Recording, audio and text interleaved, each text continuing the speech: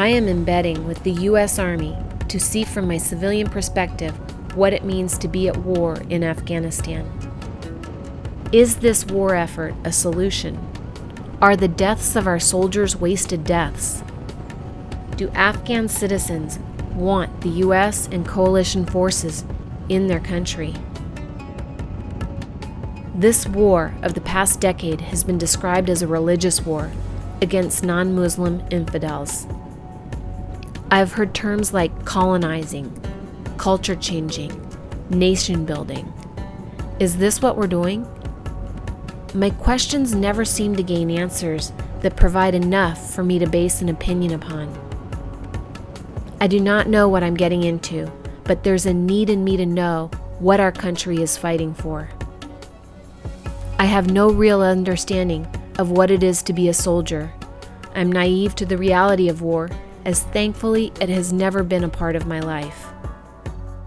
I want to meet and see for myself what the people of Afghanistan think and feel about the U.S. Army and the 46 other countries that represent the coalition forces. This is not a story untold. It is a story that is not listened to.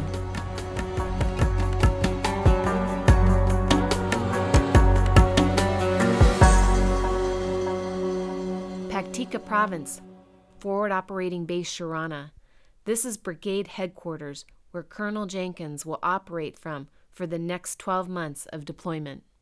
We have four really lines of effort, lines of operation: governance, security, development, and information operations, how we communicate with what we want to do.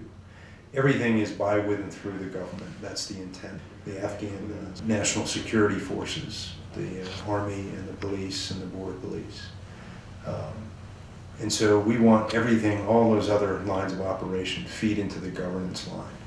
And I really believe that if the people of this province, who are not as literate as some of the other provinces, they're not as well off, a lot of subsistence as we know about Paktika, but if they have trust in the government, if they have faith that the police and the army are not going to put up illegal tolls as they come across the border, if they can really rely on a policeman or a soldier, then we're going to succeed.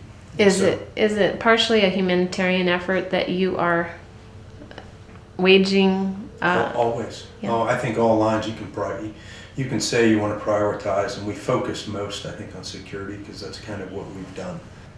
Because in the end of the day, when the people say no more enemy, no more INS, is the day that we'll win in Paktika. Imagine being responsible for 4,000 soldiers in a brigade that deploys into the theater of war. Responsible for 390,000 villagers in a province that shares an international border with Pakistan. Responsible for ferreting out an enemy that disguises itself to blend with the population in order that it may attack at will, run weapons and drugs, and is willing to employ suicide bombing tactics. Imagine it's the second poorest province in the country, and that developing a partnership with a governor that speaks Pashto is a priority to gain success. Colonel Jenkins lives that scenario.